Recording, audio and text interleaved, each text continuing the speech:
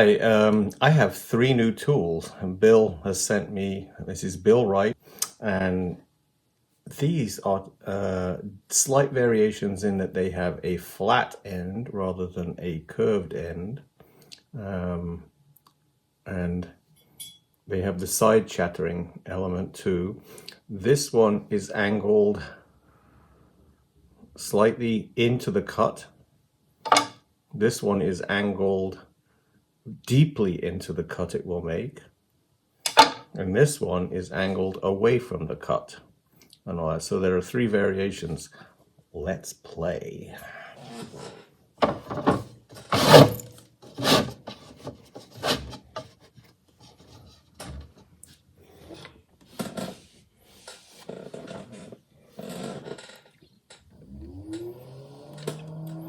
So here I'm going to try having it on the end.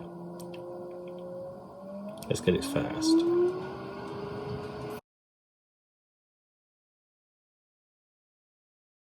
A deep textural type cut. Yep, let's do the same up here.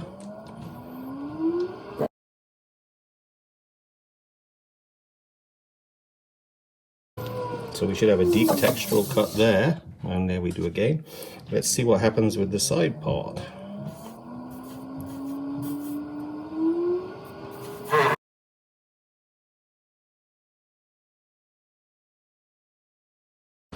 Try again.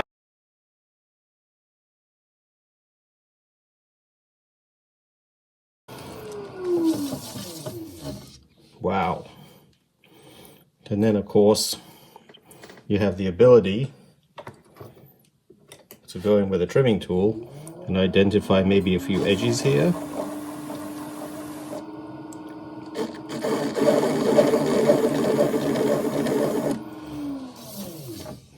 Let's get the brush away all the debris.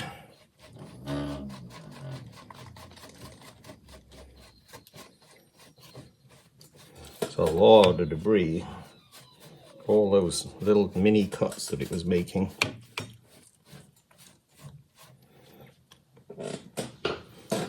Yep, I hope you can see that pretty well.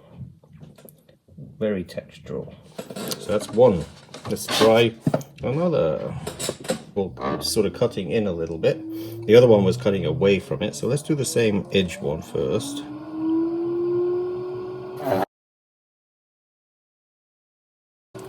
Let's go at the top.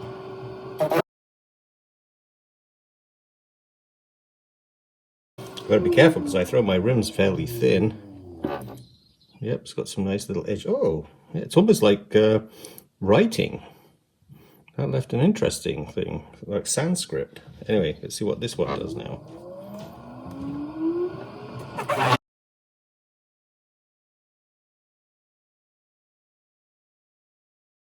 Go back to the bottom.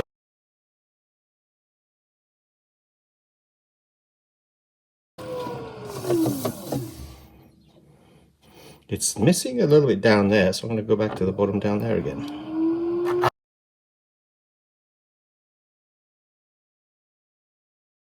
These are brand new tools, just got them today. Yeah. I have 1, 2, 3, 4 defined edge, different textures there. Let's really define them. Just give it a little line down there. And we'll go with another one just there. And I think the other one was up here. Let's have a look. Could go a little bit there. And then another one up there.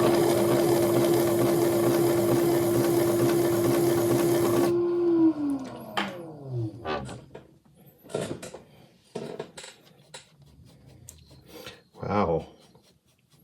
It's amazing, actually. I may never leave a simple plain rim again. I hope you're getting this. It's just amazing.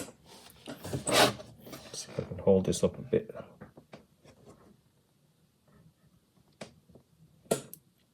That's it. I'm not sure how close to get to the camera, but that looks pretty amazing.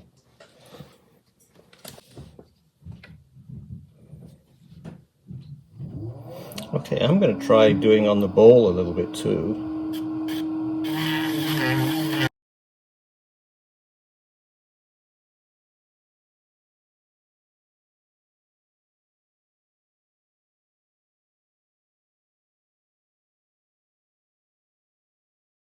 You probably won't be able to see much of that from this angle, but that looks great. Let's do the same on the rim.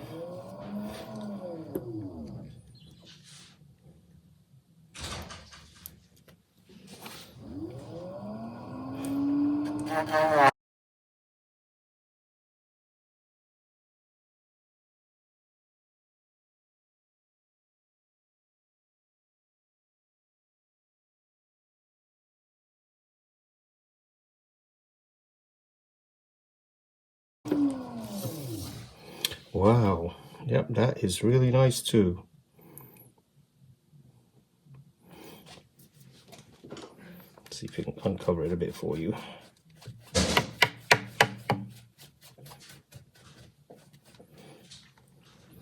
And then you can still go in and tighten up a little bit.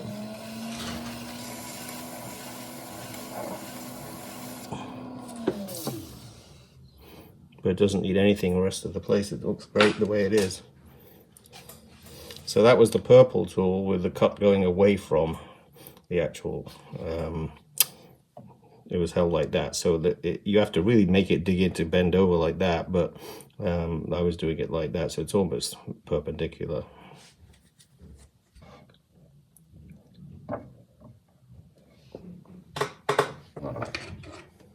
So now I'm going to do the red tool where the cut is coming slightly into, and we'll do the bowl as well. Well, this bowl's a bit more off there, but so it'll be a bit harder.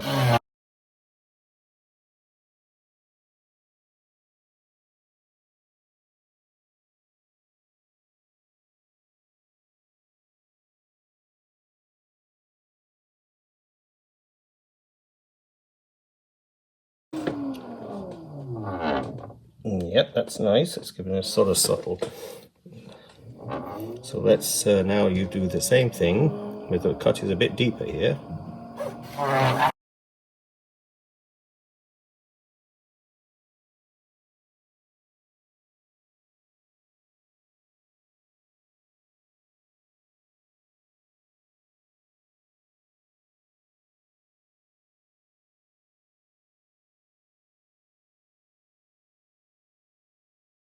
Bounce around tool. Wow, that is a really nice texture. I bet light would be better coming from the side to show these more clearly. But then of course I could still go in this little corner here and do the.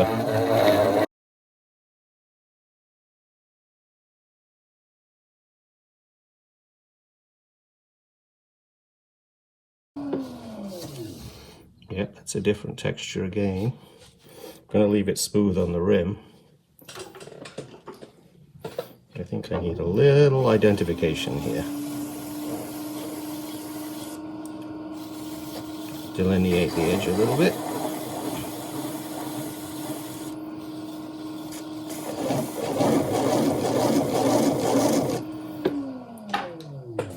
Let's see what we have here.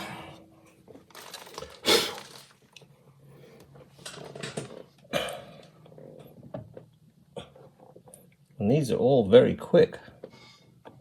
There's a texture on the bowl up there again. And then we got this last one here we're going to try. And this is the one that cuts in really deep. So I think what I'm going to do is do the bowl in the center just with the end.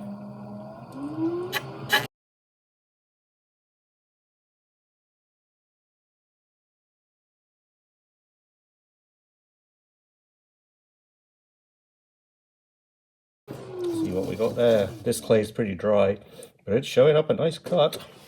And now let's do the same. I don't think that's on this thing properly. That's better. So now I'm going to do the cut right up the length of the rim.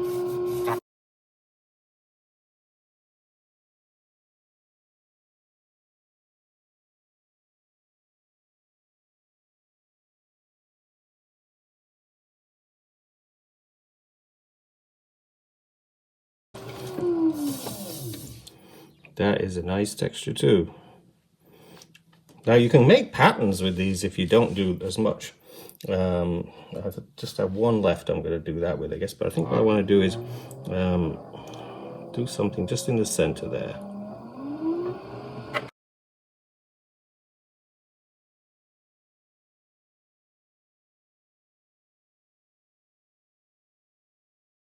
This is the one that actually doesn't seem to dig in as much. It's angled so steeply it's hard to hold it, so that you have to hold it really low to get the right, because it's just smooth, it's hitching the smoother edge of the cut there. So I need to be able to hold it like that, which up here would be quite possible to do. Oh, that was too noisy. But let's have to turn the volume down watching these chattering videos.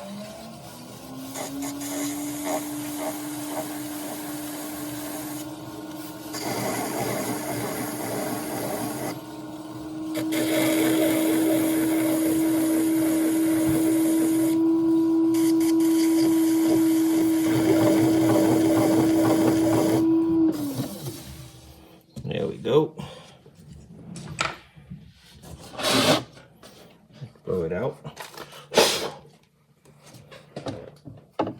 So there we got the ball and the rim.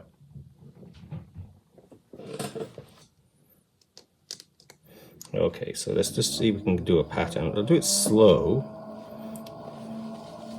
Well, slowish.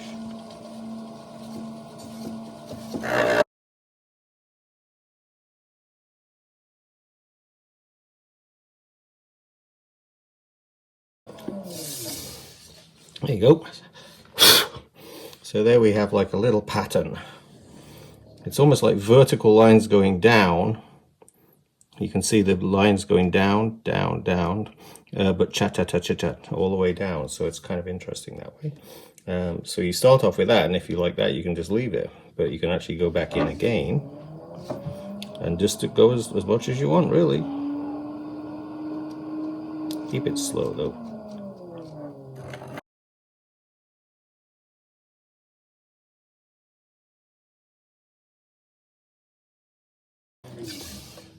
And there you got more.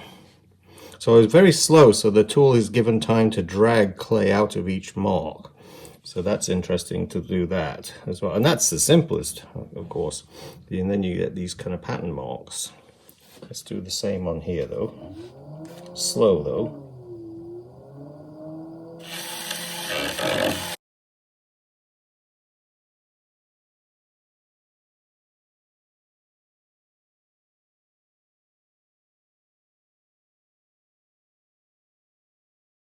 You can actually hear the marks.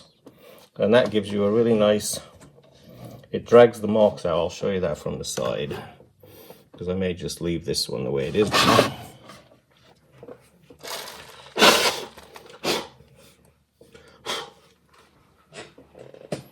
There you go.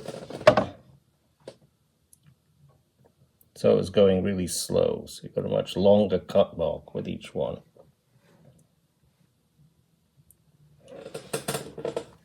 This is the other kiln with all of the teapots. There should be teapots just about all the way down in this kiln. And I fired all the lids on little stilts separately. I hope they all are going to fit. So let's see if I can match something up with a teapot. This is one of the Cove series that I did. Oh, look at the chattering on the bottom there. That's kind of a texture. But that's a nice soft summery teapot. I'm just trying to figure out which lid fits on here though. Now what I mean by firing on stilts is I have these tiny little props and then a little tiny stilt that goes inside. I had planned on firing this one on top of the pot. Actually, I put some alumina hydrate around there to do it. That's just a white powder that will come right off. But anyway, it fits.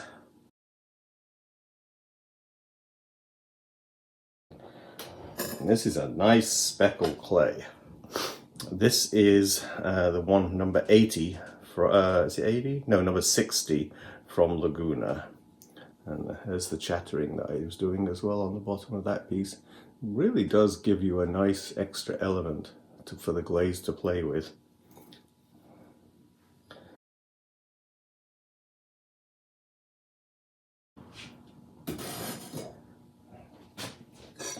This one I fired on a stilt, and I'm always nervous about that with teapots in case they warp.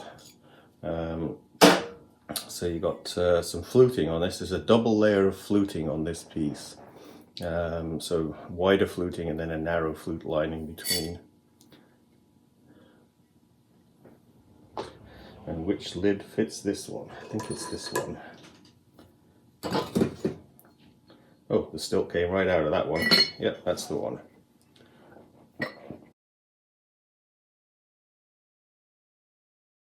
Okay, here's the next layer down. I took an order for a large black cookie jar.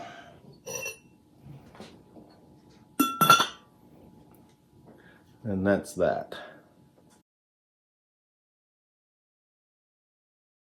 And then we have a bunch of teapots again. I made 17 teapots. That one's really nice.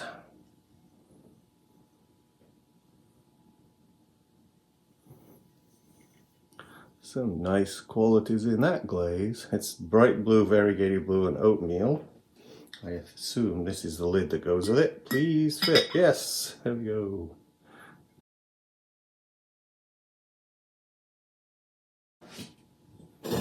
Oh, and then same. Oh, look at those. Oh, wow. That's a happy accident, isn't it? How about that? That's from those handles. That just shows when the glaze builds up how far. It was just to there, and it runs all the way down there. And there's some fluting on the bottom of that. Not fluting, some texture from the chattering tool that gave that glaze some areas that were nice to play with. And is this the lid to this one? Yes, it is.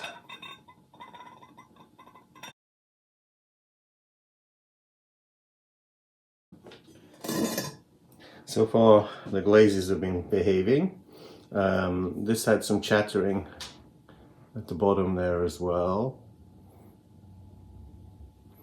It's funny, but I was told to take care of the bottoms of my pieces when I was younger, so that people really recognize your sort of statement that you're trying to do as good a job as you can. You don't forget about the areas that people don't look at. That's a very nice landscape teapot too.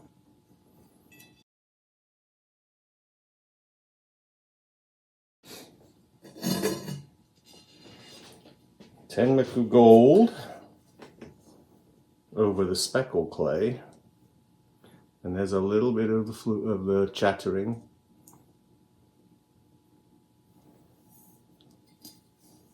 And some fluting on the top. That is my favorite one so far. What lid fits on here? I don't know. I think it's this one. But I'll put some photographs at the end of the video, but I like that one the best so far.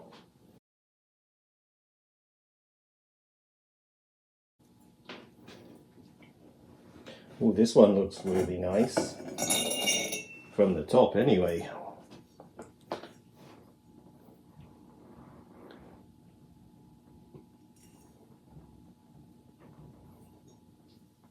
And no running again.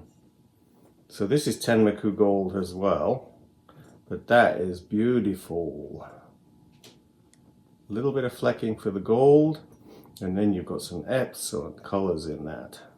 I wonder if I had the same right lid on the other one, but we'll try this one. Yep, fits perfectly.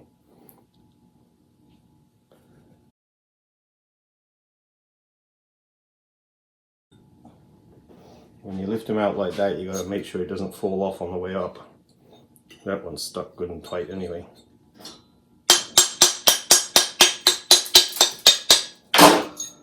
I'll have to grind this one a little bit. The stilt stuck.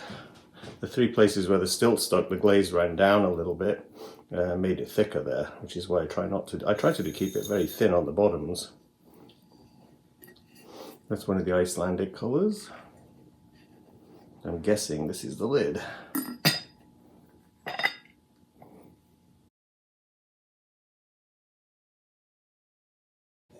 This is a nice buttery warm colour. Let's see, this is the lid.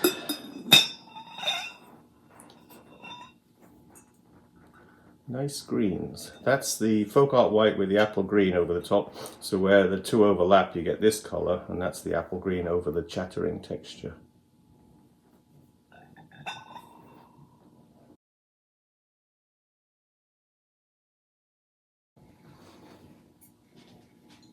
Same again. Still came up perfectly that time because I still have to lightly sand, but that's all I have to do when it comes off just right. Oh, wow. Oh, you've got a volcano of blues and purples on a teapot.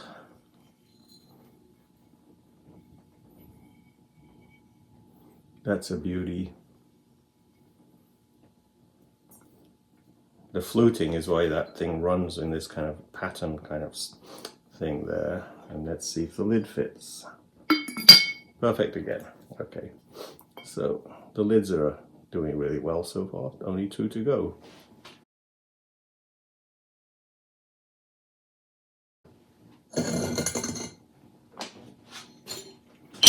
Yes, I'm using the oatmeal most of the time on the bottoms of pieces, unless the glaze pattern I'm looking for really dictates otherwise.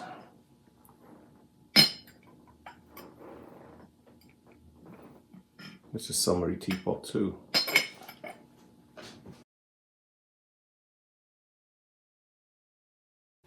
Yeah, that one dropped right off, and that's with the dark blue glaze, and yet the prop still just dropped right off anyway. So, yep, just light sanding necessary.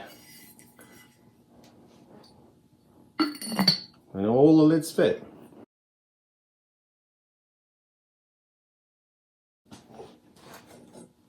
Finally, just a couple of mugs. This is the speckle clay with the matte turquoise, and it's got that olive color, which it quite often does when it's on thin.